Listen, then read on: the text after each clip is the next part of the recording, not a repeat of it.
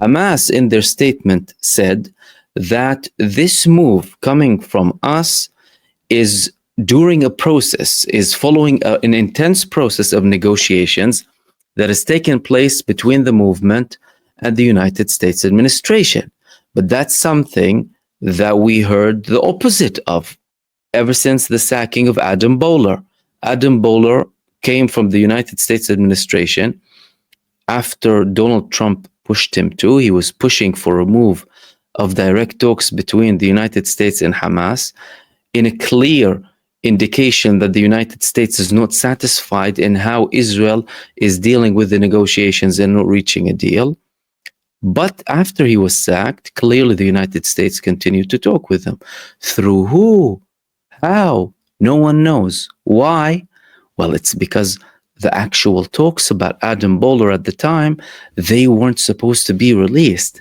And it was Israel that leaked the talks of Adam Bowler with Hamas directly. There was a lot of media attention. There was a lot of criticism. Pressure was applied from the Zionist lobby, and he was sacked. Eventually, he was removed from his position. However, clearly, Donald Trump did not view that in a very positive manner, and the United States administration continued to talk with Hamas directly, again signaling that Donald Trump and his administration were not satisfied from how Benjamin Netanyahu is conducting the negotiations and is not reaching a deal with Gaza, something that is opposed to what Donald Trump wanted. Now, Benjamin Netanyahu, he had a statement before. But before we'll get to the statement during which he hinted that Aidan Alexander might be released, we're going to have to talk about what's going to happen to Gaza. The main thing about all of this is Gaza. The people of Gaza, the people who are suffering, the people who are starving, the people who need this relief, the people who need aid, the people who need a solution. What's going to happen to them? Especially with the fact that, Israel didn't say much about the deal, apart from certain details that they published in one of their websites that I will share with you in a second. But also primarily Hamas did not really release a lot of details. So there were multiple reports, and one of them was in the Israeli newspaper Walla. They said that Hamas agreed to release or decided to release Aidan Alexander. And Netanyahu earlier on said that Aidan Alexander might actually be released. He published a statement saying that, the Palestinian resistance might release one of the kidnapped. He said that in a confidential discussion that was leaked to the Israeli media, and one of them reported it. So Benjamin Netanyahu was trying to get ahead of the actual reports as and when they're going to be leaked or made public. Why? Because the United States put them in that position. However, according to the previous report in the Israeli Walla website, the talks about Hamas releasing Aidan Alexander, who's an Israeli-American prisoner of war held by Hamas in Gaza, they include certain things that Israel must adhere to. Something that Hamas did not say. What are these things according to that report? They said, we're not going to have to release any Palestinian prisoners for this, but Israel will have to have a temporary ceasefire, and Israel will also have to stop flying over Gaza, any sort of surveillance actions, up until he is released securely, and that aid will have to go into the Gaza Strip. So we have a situation where Donald Trump and his administration are forcing a deal despite or in spite of Benjamin Netanyahu, because Benjamin Netanyahu did not want to deal. He was threatening with escalation. As a matter of fact, he came up today saying that, no, nothing is happening between us and the American administration. Everything is fine. All of what's happening in the media are just reports. The United States is on our side. nothing is going to happen between us and the United States. Again, trying to reassure his followers, his supporters, and trying to show an image that, nothing is fine. Now, that is contrary to what the Americans are saying. That's contrary to multiple reports coming from the United States, and this was one of them here. Disagreements on Iran, Gaza straining Trump-Netanyahu relationship. According to this report, these are the two key issues that are making this relationship between Benjamin Netanyahu and Donald Trump a relationship that is very sour. And in this report, they're not only confirming that there are tensions, they're confirming that Benjamin Netanyahu is actually infuriated by what Donald Trump is doing. How? Well, firstly, they're highlighting the differences in this article between the two leaders on the strategies in the Middle East, especially in relation to Iran and the United States, Iran and Gaza. Now, in terms of Iran, Donald Trump clearly wants a deal with Iran, whereas Benjamin Netanyahu wants an attack on Iran. However, Mike Waltz was sacked for conspiring with Benjamin Netanyahu, trying to push the administration for another war.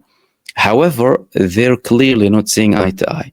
And they also stated that twice in this past week alone, Trump made public comments that rankled Netanyahu. Two US officials said, and they were also diplomats with knowledge of the tensions that are happening between Benjamin Netanyahu, who are being quoted in this article.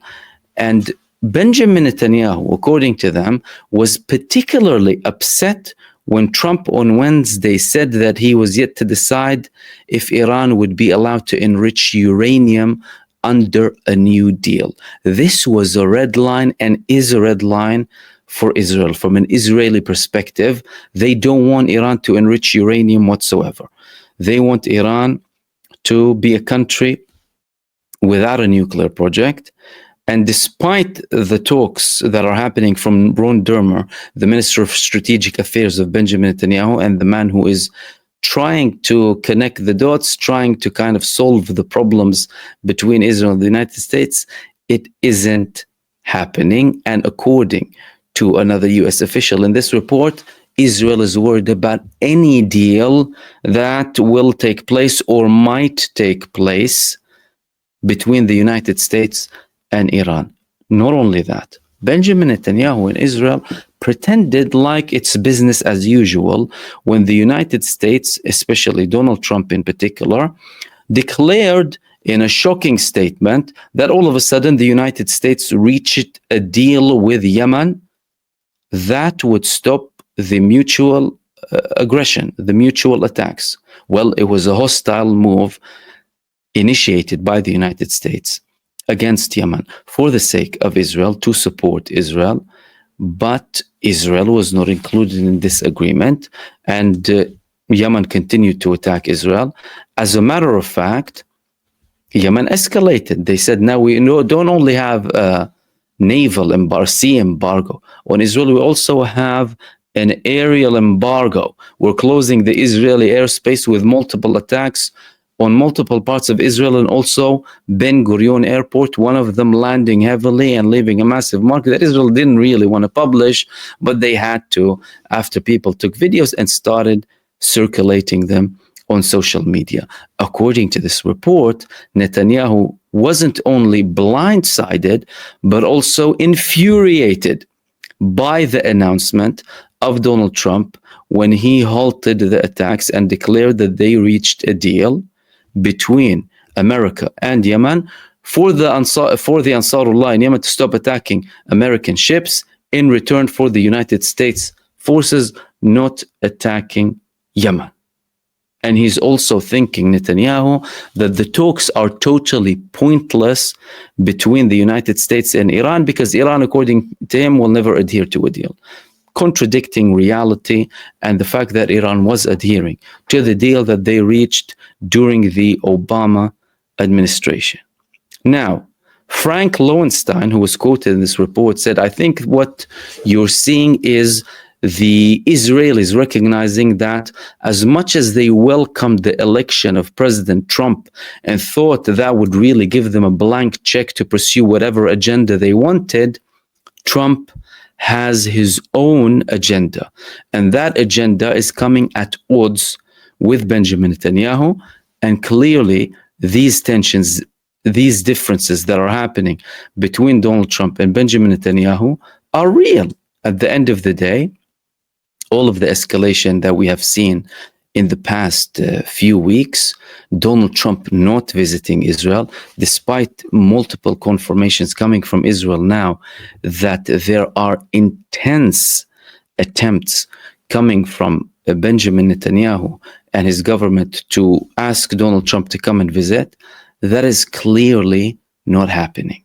Now, the interesting part here is that we have more players being included in the talks and in the deals that are happening here. Who? Now, Qatar is involved, Egypt is involved. However, Hamas, they specifically said they appreciate all of the efforts that are happening in Qatar and in Turkey, in Egypt, but also Turkey too. Now, Turkey was a country that Hamas asked to be a guarantor in what's happening. Clearly, they're playing a bigger role, especially with Hamas mentioning that. And from a Qatari perspective and an Egyptian perspective, they were viewing this gesture that is coming from Hamas as something very positive. They said, we appreciate this gesture of goodwill, and it will be a process in reaching an all-out deal. And from Hamas's perspective, they still said that we are open to now close everything in terms of the negotiations and reach the ending of the war. However, we still clearly have a clash of interests between Benjamin Netanyahu and Donald Trump. Benjamin Netanyahu is only focusing on his administration and his coalition and him continuing and remaining in power, whereas Donald Trump wants to reach a deal. Clearly, he managed to reach a deal now with Hamas. Therefore, they're going to release an Israeli American. And he also forced Benjamin Netanyahu to have a temporary deal with Gaza. How is that going to be implemented? And what does that mean for the Gazan population and for the continuation of the war? Well, firstly, we need to understand that this is a very, very big sign of a serious split happening between at least the visions of the United States and Israel. That doesn't mean that the United States is not an ally of Israel or that this, alliance is totally breaking, but there are cracks. There are serious cracks. The United States, despite the severe stubbornness coming from Benjamin Netanyahu, has managed, according to all of these reports, to enforce an agreement. And despite the fact that Hamas did not confirm that it will include a ceasefire and allowing all of the aid in, Israeli reports said that Israel will have to stop attacking, at least temporarily. They will stop their surveillance flights over Gaza, and they will also allow aid in. If this deal goes into effect and there are certain positive moves, then this could lead to something bigger. But there's something more pressing now with this move. And that is the pressure that is coming from the families of the prisoners of war. We have seen many large, huge protests happening in Israel, especially after the new footage that was released by the Palestinian resistance of more Israeli prisoners of war inside of the Gaza Strip. They are viewing this in shock. They are seeing that the American president is managing to release Israeli prisoners of war, okay, an Israeli American in this case, but many of them have other nationalities too, whereas Benjamin Netanyahu is failing to do so. This is making Benjamin Netanyahu look weak.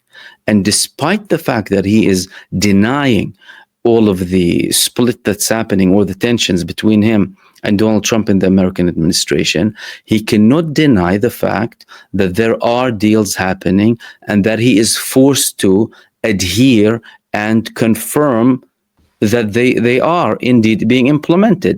That's why he had the leak initially from his discussion that Hamas might be releasing an Israeli prisoner of war. That is not for Benjamin Netanyahu. That is because they have a deal between them directly and with Donald Trump. Another thing that we need to factor in here is the fact that, well, deals are being implemented between Hamas and the United States directly. And if a small deal gets implemented, that means there's a potential for a bigger deal to be implemented.